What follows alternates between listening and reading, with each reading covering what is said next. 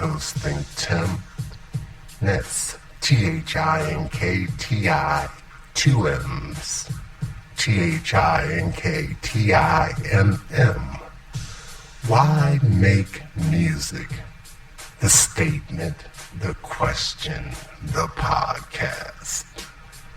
Welcome to episode 13. In this episode, we're going to dive into the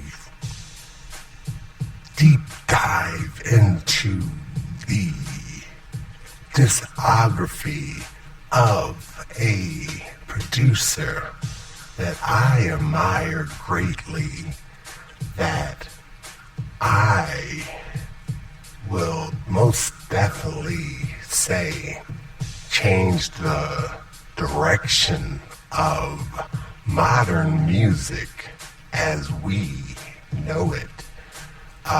His collaborations with so many artists in the music industry, it's almost countless, and I personally feel as though this producer does not get all the credit that he deserves. Maybe within the industry, most definitely, I know that he is always, his name is probably on the tip of every tongue of every modern producer that does hip-hop, pop, R&B, anything popular. But I just don't hear people talking about him the way they used to. So this is me shouting out the big homie. Yup, Teddy Riley. But before I get into that, let's reintroduce the podcast. Why Make Music is a platform that I like to use to let you into the creative process of me, ThinkTimm, a independent, non-associated, distributed via United Masters, distributed on SoundCloud to all of the major streaming platforms. Apple Music, Spotify, iHeartRadio, your social media, TikTok, Instagram. I don't know if Twitter has a dedicated music thing, or X as it's called currently. YouTube Music, ThinkTimm on YouTube. They have a topic section that basically just plays all the tracks off all the projects I released. And currently we are sitting on 72 tracks available, 3 projects. The first one is Demotional, Caught, Feelings, 26 songs, titles from A to Z, with names about emotions. Project number 2 is Botanicals. That's like beat as in musical beat. Botanicals like flowers, booming bouquet.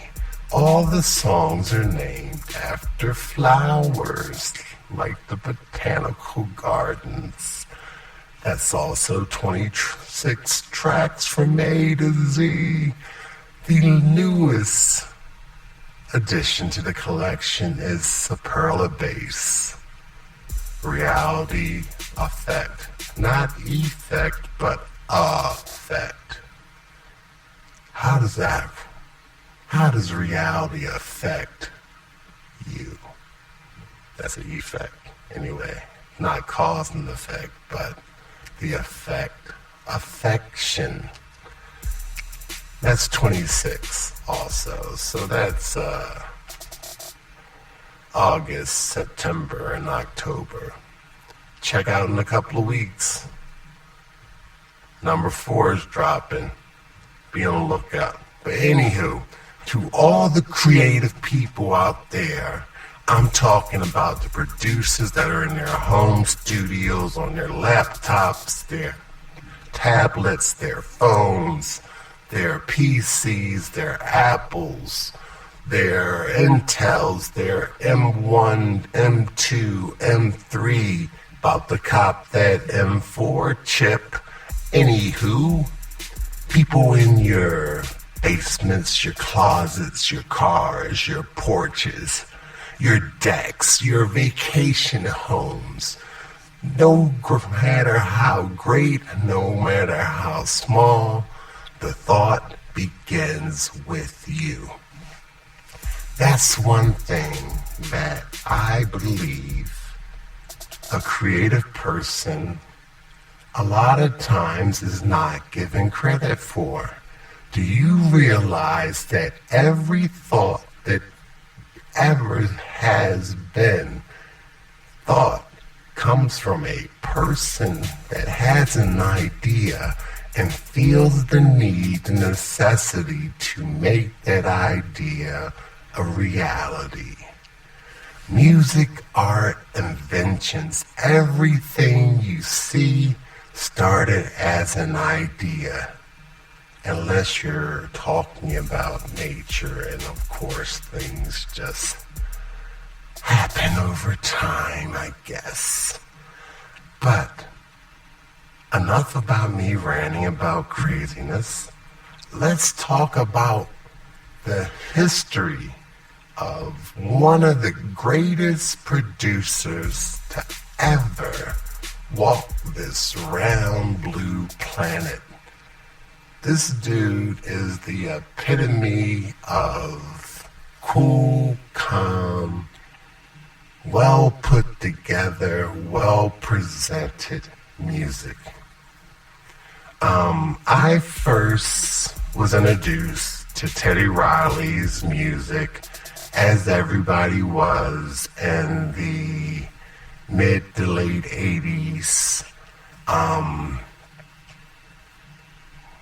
I'm from Philadelphia, so the radio stations here were dominated by the R&B sensation, hip-hop sensations of the late 80s. You know, when Bobby Brown first popped out and he began dropping hits after leaving New Edition, Bobby Brown put out some songs that were produced by a producer that was, at that time, so cutting edge to combine the hip-hop essentials that we were hearing in rap music with the flow of R&B. My Prerogative was a banger of a song. Do you understand what My Prerogative did for Bobby Brown? My Prerogative, Don't Be Cruel. Listen, despite how Bobby's life has evolved over a period of time, there's no denying that we all, if we were alive, if we were young at that time, were highly into it.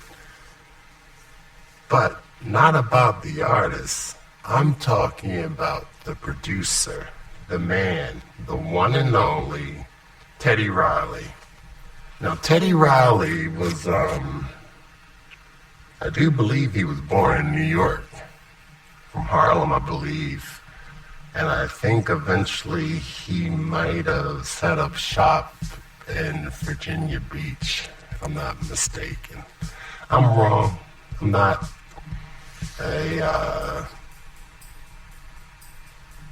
biographically correct person all the time, but yeah, this dude has done a lot for the music game. So Teddy Riley, everything from Rex in Effect to, I'm gonna go back farther, Redhead Kingpin, Heavy D and the Boys, Keith Sweat, I'll Be Sure. This dude was laying down tracks. He is the architect of, wait, hold it, pause, ... Let's give it its round of due. New Jack Swing. What? You created a whole genre of music. You created a complete movement of creativity to change the music industry as we know it today. New Jack Swing, created by Teddy Riley.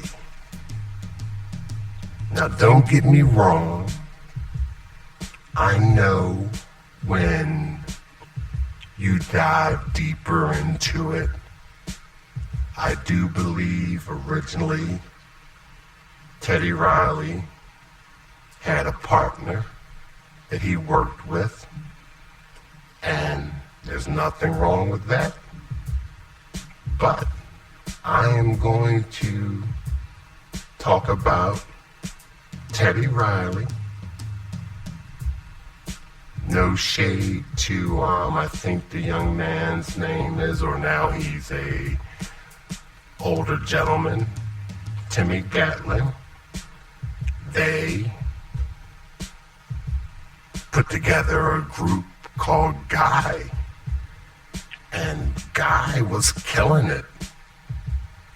Guy, we're talking 1986, 87. I was a young man. Groove Me, Teddy's Jam. Oh my God. They were killing it.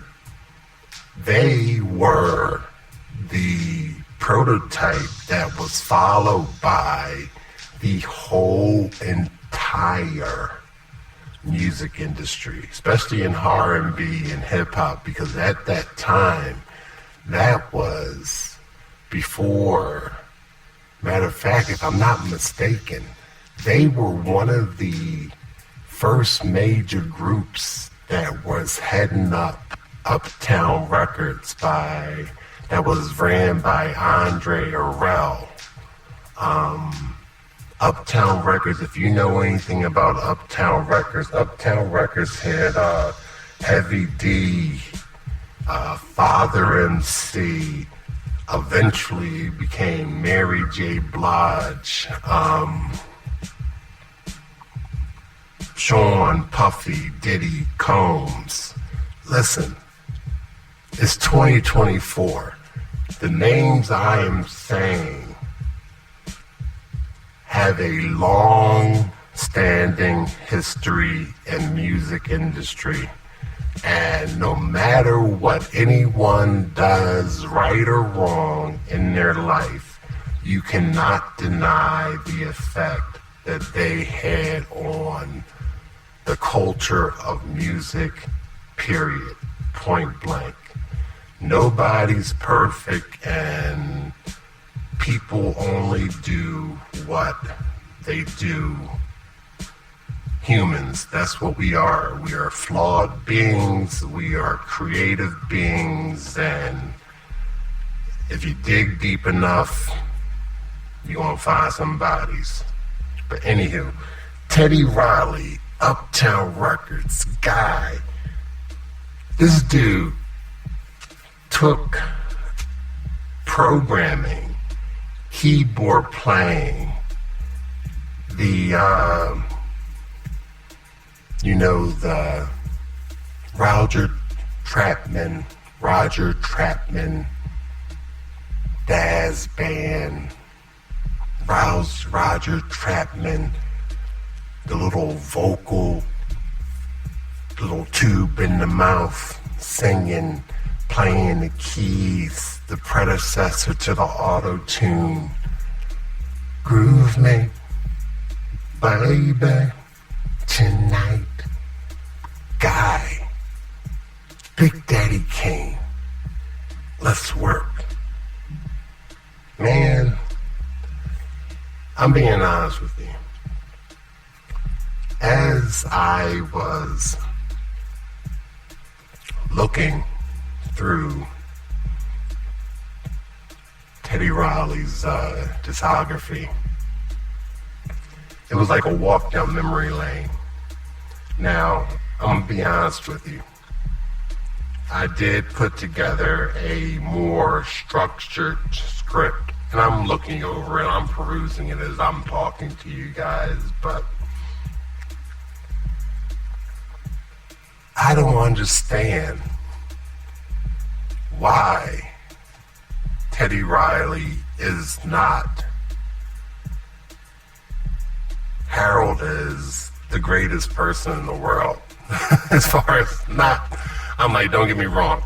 I'm being honest. I have my hierarchy of music creators. And of course, I told you that I have my higher ups and I have my tier of whatever. And I feel as though that if you create and you make something and it's bouncing and it's good and it's banging and people like it, it's a great thing.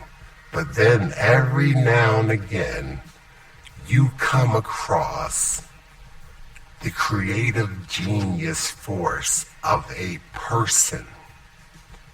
You have your Princes, you have your Quincy Jones, R.I.P. Quincy, you have your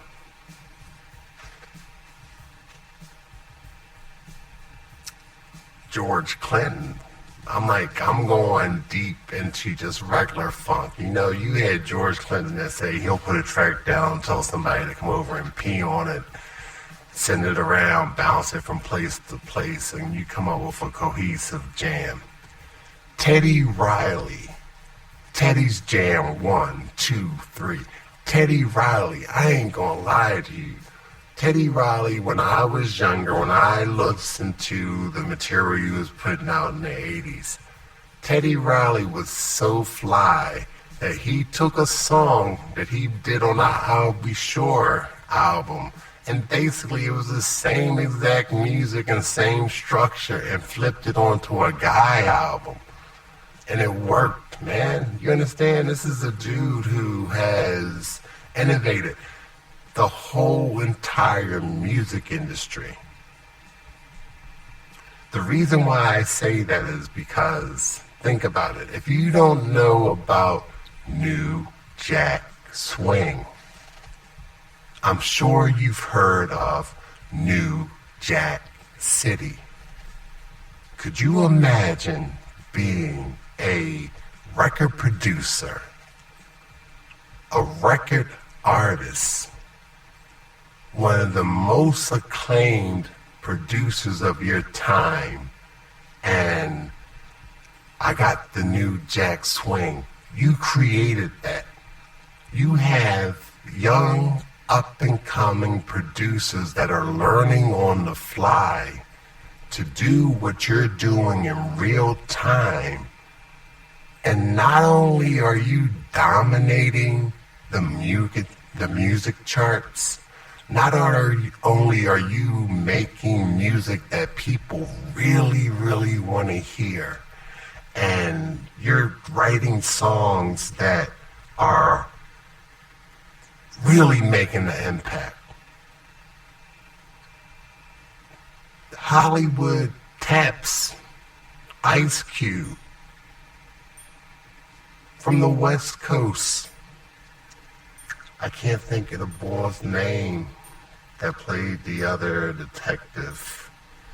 And then you had Mario Van Peebles, New Jack Swing, Wesley Snipes, New Jack City, Nino Brown.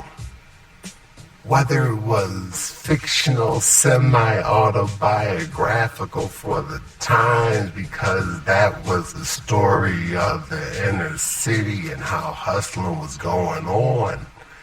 But it was monumental to the culture of hip-hop and music, where you had a combination of a good story laid over great music, inspired by the new Jack Swing era of music created by Teddy Riley. I don't know, should I go back and put like audio effects over this? Yeah, I ain't gonna lie, I'm fanboying over this because you would think that I'm like, oh, introducing soon, Teddy Riley's gonna be here to speak. No, it's not gonna happen. I have no clout like that. I'm just doing my proper due and saying that as a independent writer, songwriter, producer, working by myself, at that time, I told you, my man P-R-I-C-E, Prince, was doing it by himself. Then, as music starts to change, another person comes in and changes the game. And the same way Prince worked with groups and created groups in the early 80s, late 70s, the time, Vanity 6, Apollonia 6, writing for Sheena Easton. I appreciated Sheila E., Glamorous Life. Listen, I appreciated all the spin-offs and all the people who tried to sound like that. But at the same point, we all know that Prince music is a real acquired taste, that it did not necessarily, no matter how great it was, it did not necessarily have the impact that New Jack Swing had on it. Now, granted, it did create Jimmy Jam and Terry Lewis that went on to produce for Janet Jackson and countless other people. So we wouldn't have, like, if you go down the, I guess you want to say, the master and apprentice line of legacy of who begot who, when you go back, I think that the Teddy Riley lineage is just as impactful as the Prince lineage. Reason being is that Teddy Riley begot Guy, begot Heavy D, Big Daddy Kane, Rex and Effect. You understand? Blackstreet. Blackstreet went on to do No Diggity. That's a collaboration with Dr. Dre. That's another connective tissue in the lineage of the music. If you don't understand what it is, back when, I believe it might have been, I can't remember when that album came out. I think it was like in the early 90s. It was Michael Jackson's Dangerous. I think Teddy Riley produced at least 7 songs on it. And as you know, I've said it before during the podcast, as great of an entertainer that Michael Jackson was, I think the producers were very integral in his career. Prior to Dangerous, I do believe the 3 albums before that was Bad, Thriller, and Off the Wall.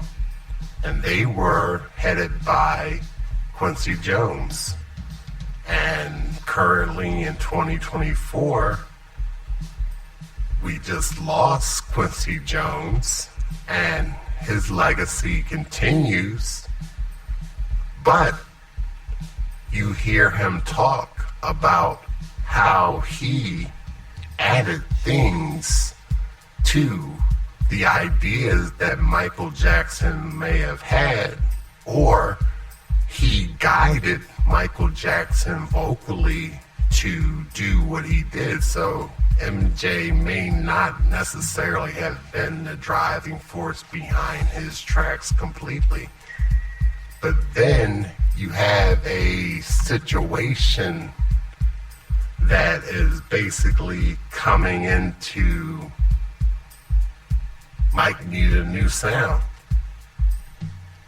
Teddy Riley had the hot sound. If I'm not mistaken, Mike dropped the bag.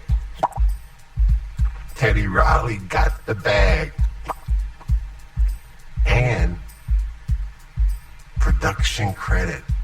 Think about living off the royalties of a Michael Jackson album. Good or bad or indifferent.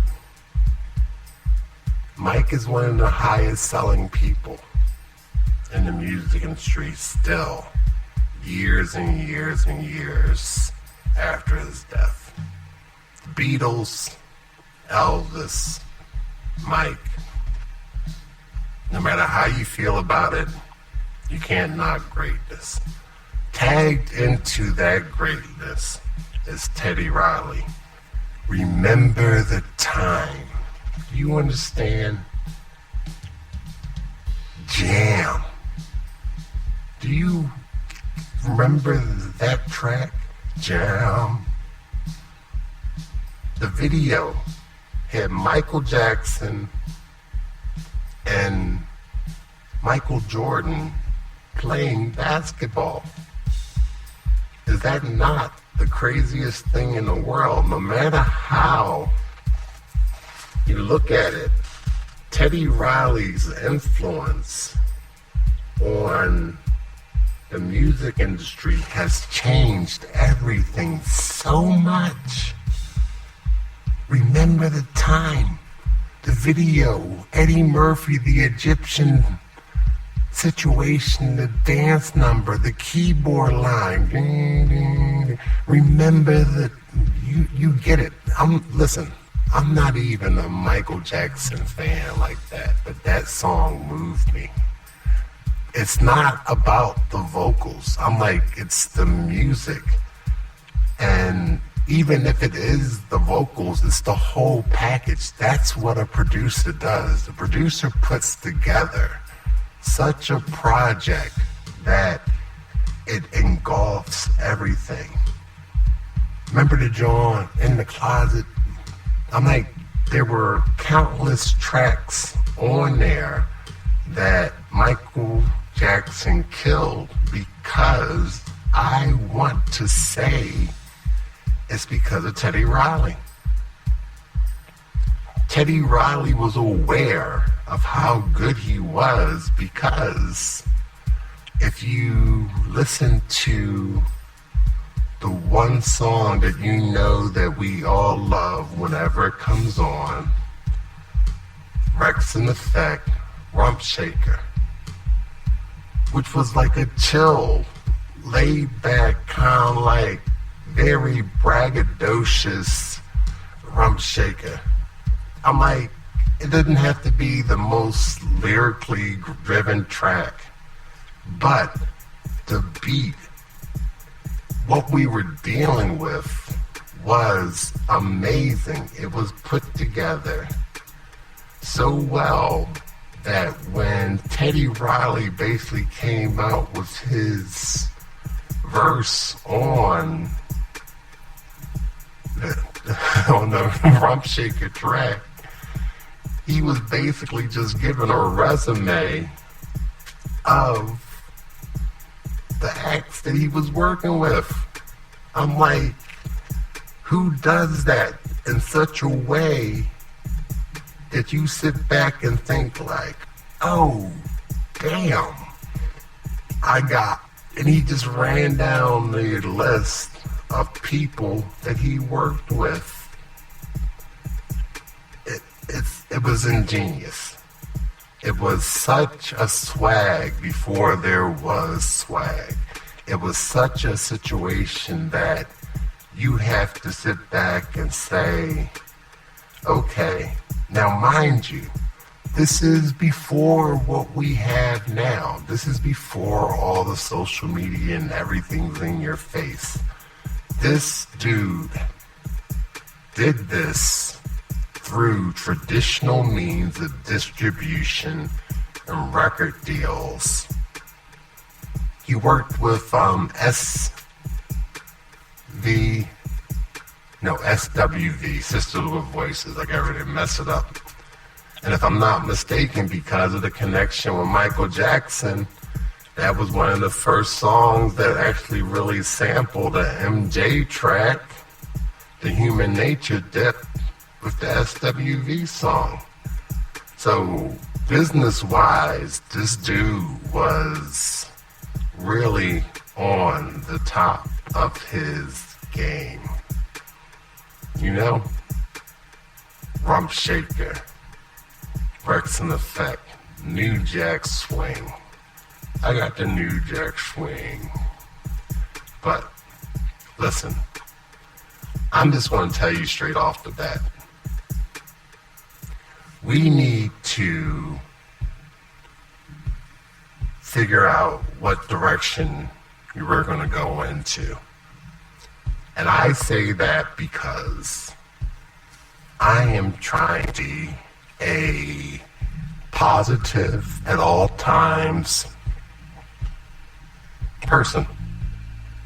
And I think that we need tons and tons and tons, millions of creators to move this world forward. Seriously. What are we gonna do? How are you, if you are listening to this podcast and you are not just a friend of mine or someone who knows me as a person, and you are listening because you just like, hey, I'm gonna listen to ThinkTimm and see what's up. But if you are a creative person, listen, man, man, woman, girl, child, grandma, grandpa, you can never stop being creative. Think about it. Quincy Jones was, 81 years old? Man, that's a life. These creative people, creativity does not go away. If you were creating when you were 14, 15, you're going to be creating when you're 84, 85. If that's what you do, that's what you do. Teddy Riley is still a force today.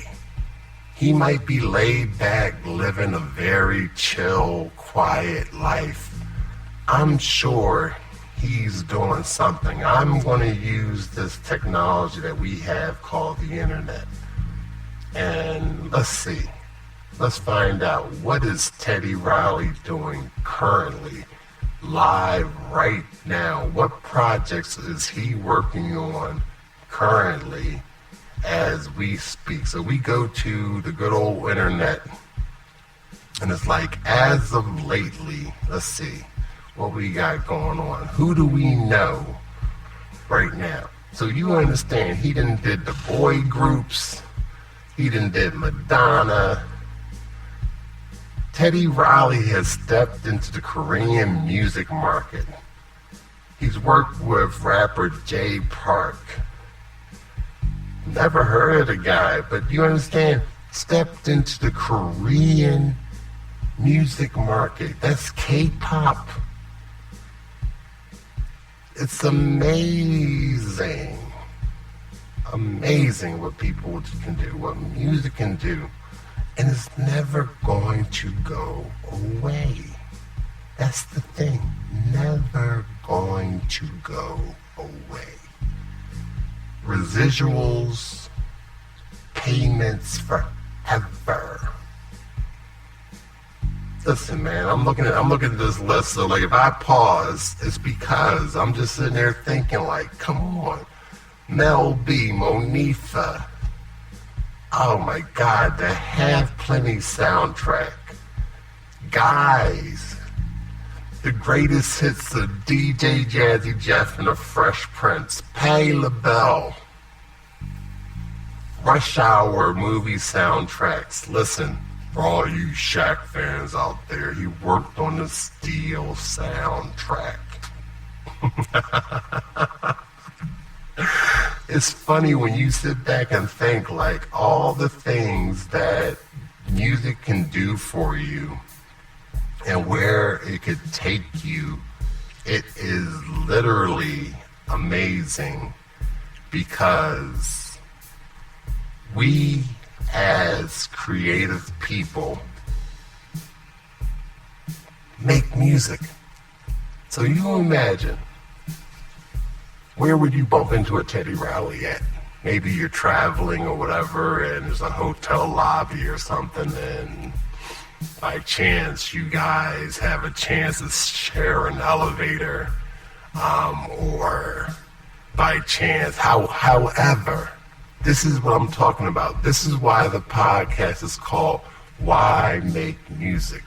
I think it should be a segment somewhere. I think it should be a question asked by every talk show host, every radio host, and I think that we should coin the phrase, why make music? Pause, ... Then let the person talk, and let them speak, and let them tell you their story. Could you imagine? So, you see Teddy Riley. This is a basically city-grown genius. And you're going to ask him, after he's been in the music business now for easily 40 years. And he's easily still doing it. And he's probably one of the baddest dudes out there. You say, Mr. Riley, Ted, why make music? What drives you to make music? Could you imagine that answer? My answer is passionate, and I haven't done anything. I have not gained anything from this. It's coming. It's coming. But could you imagine when you have 40 years of success, you have worked with the greatest artists in the music business, you have submitted a term, a phrase. Not everyone, not many people. I'm like, listen, seriously, who coined hip-hop? Kool Herc. Who was the first person to say hip-hop? Who coined the phrase hip-hop? Who coined the term hip-hop? This is what I'm talking about right here. It says, Keith Cowboy, a rapper with Grandmaster Flash and the Furious Five, was credited with the term that relates to hip-hop as we know it today.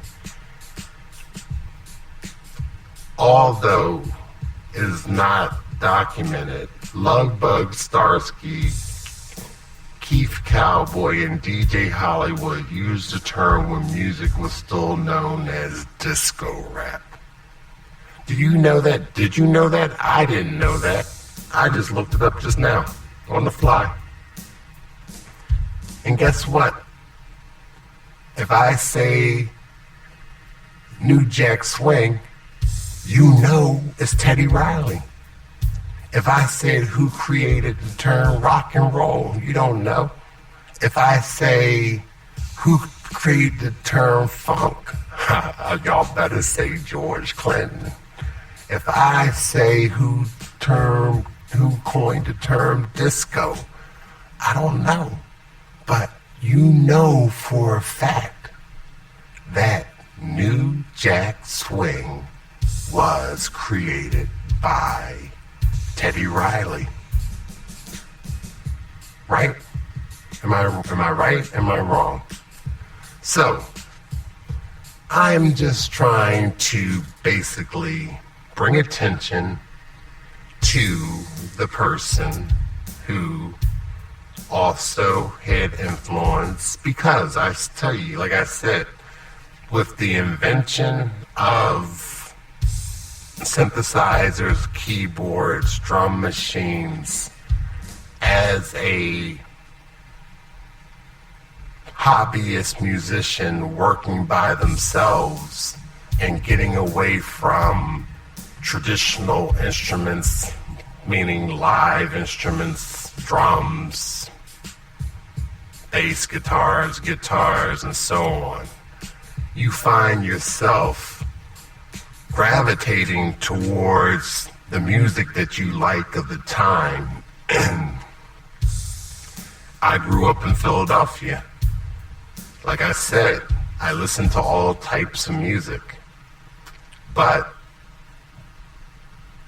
outside of my core programming, which is everything, you still have the major parts of what you can relate to, and you find commonality and creative people that are doing what you want to do. The thing is, you have to, I know it sounds corny, but it's true. You have to see that it can be done to make your reality a reality. Someone somewhere might hear this and sit back and think like, oh, man, I wish I can get a group together. I want to make some music, and if I could find some folks to play this and to find some folks to do that, and if I could find a singer, and if only I had whatever. Don't make excuses, man. Don't make man, girl, woman, or boy, man, woman. If you're 70 years old and you want to drop an EP or an album, you knock it out. You go for it. Because what I'm telling you is that there are so many people that are here in the world today that make excuses. But technology is leading the way. You can do this on your own. You don't have to wait for people to be available for you, to catch up, make time for you. You can do it. You could be the one answering the question, why make music? You could be the one making music and asking other people why they make music. Something that anyone says will inspire you. I just want to give props to the people who created music that I like to listen to. I ain't gonna lie to you. I'm gonna go and tell you the greatest thing I heard. Now, I'm going to tie in a segue to put the two things together, because I know if you're listening to this and you like, okay man, okay Tim, okay ThinkTimm, you're talking all this, Teddy Riley's great, and a couple weeks ago you was saying Prince is great. I'm not knocking fandom. I am a Prince enthusiast, super enthusiast, greatest person ever, ever, ever, ever. I'm like, I want to say that he was so good, he influenced people that existed before him. Prince is one of those people that transcends time. But everybody influences other people, and everybody is influenced by other people. The reason why I say that is because, to me, as a Prince fan, it was very, very humbling to me as a Prince fan in the 1990s, in the kind of the New Jack Swing era has taken over the airwaves. You gotta understand, the first CD that I purchased was a CD in maybe 1990, 91. It was a CD single. It was a CD single by the singer. Now this is it. I'm telling you, I listened to everything. So, Jane Childs. This was a young woman, long hair, kind of braided, dreaded, twisted something. A song called I Don't Want to Fall in Love. On that CD single were a bunch of Teddy Riley, New Jack Swing remixes. Had nothing to do with Guy, had nothing to do with R&B, had nothing to do with hip-hop. At that point, I realized that the growth of music transcends all types of cultures, and what we're being fed by the radio stations may not necessarily be what people are into personally, because I'm sure someone had to sign off on this Jane Childs remix knowing that, oh, this is going to take her music to a different audience and a different genre of listeners. So Google Jane Childs I Don't Want to Fall in Love Teddy Riley remixes.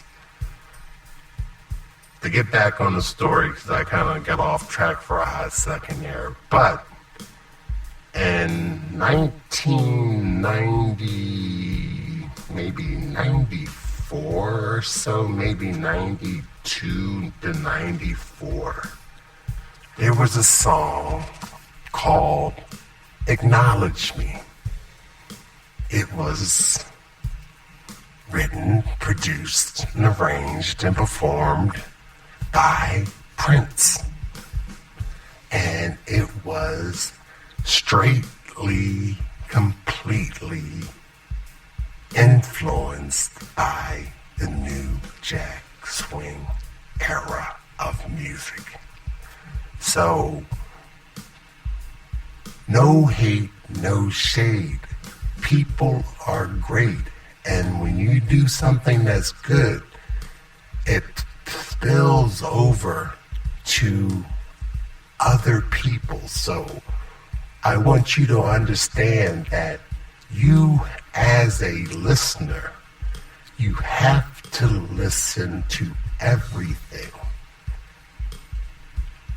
Earlier in one of the episodes of the podcast, I talked about music stats.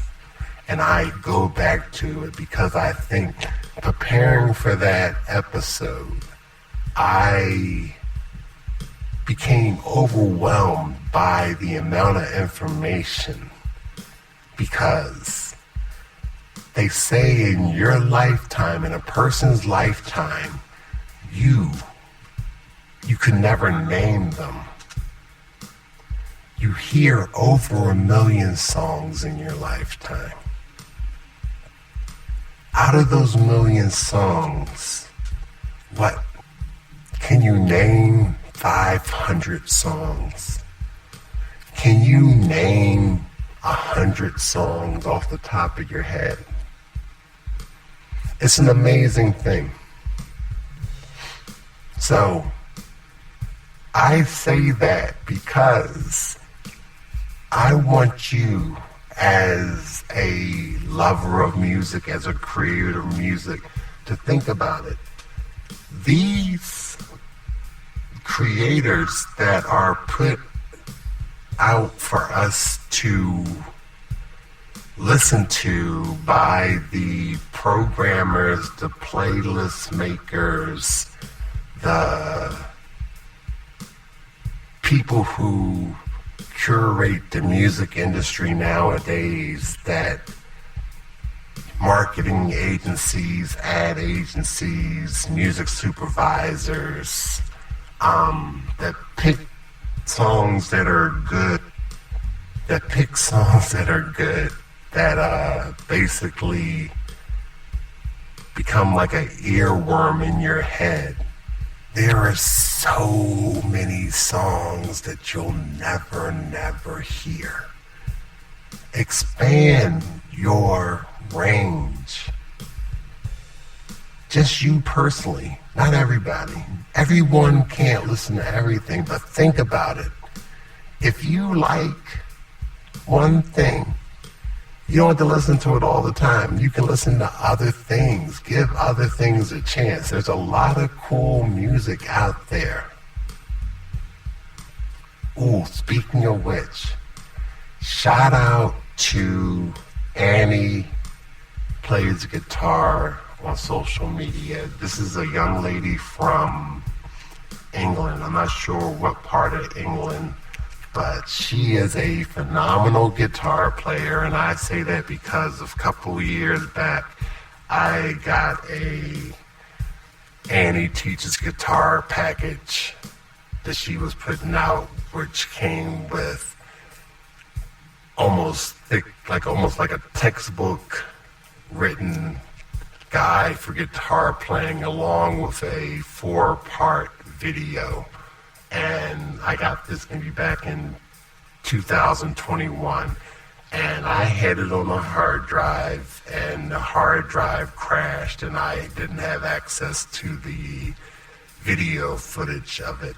And earlier this week, I emailed her and told her, yo, not only do I follow you on social media, and we've chit-chatted back and forth a few times as far as saying, yo, what you doing is fire, or just, how sometimes somebody leaves a comment or whatever.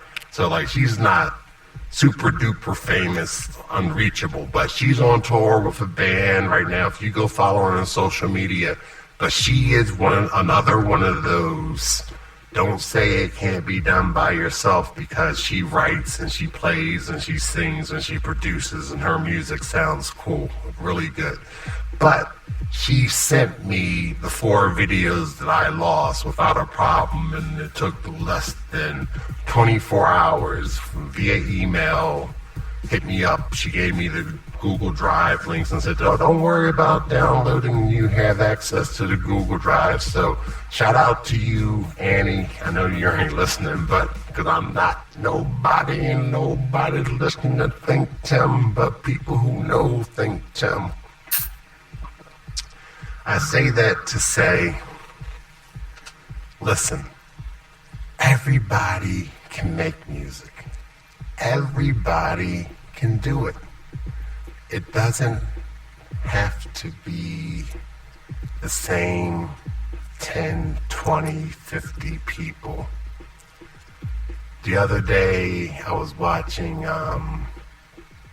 Dancing with the Stars, and they celebrated their 500th episode, and they came on and they danced to Crazy in Love, the track that was produced by Rich Harrison. And they said, oh, I don't know if it was 20 years ago, but yeah, I guess it had to be about 20 years ago because that's when the track originally came out. 20 years ago was Dangerous in Love, 2003, I believe. But they basically, think about it, if Crazy in Love came on today, you will still be dancing to it. And these artists are still popular. But at the same point, for every Crazy in Love,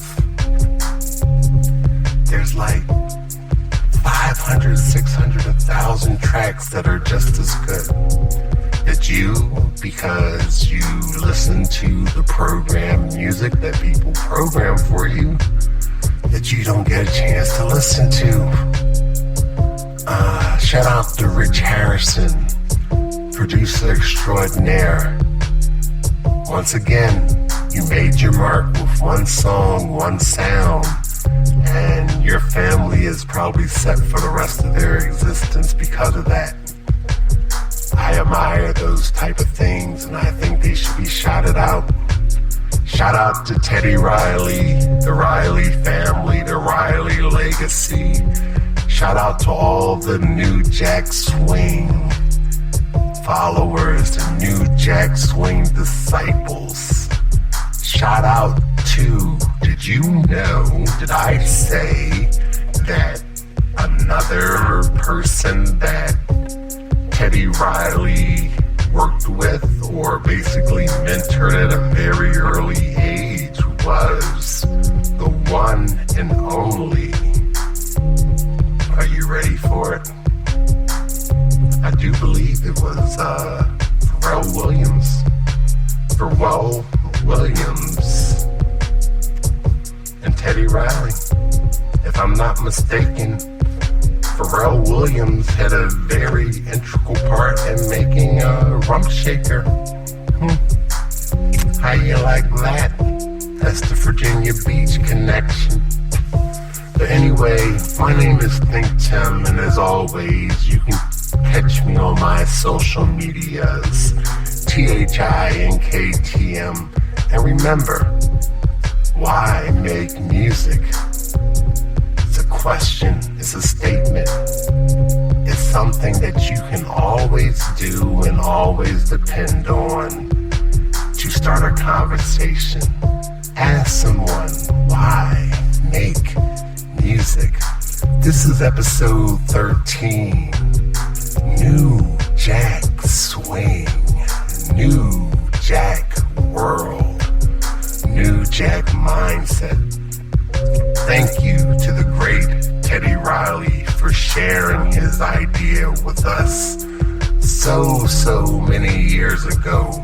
Thank you for making me like a Michael Jackson album. Normally, if you would ask me, I would say my number one favorite is Off the Wall, but it's closely followed by Dangerous. Peace.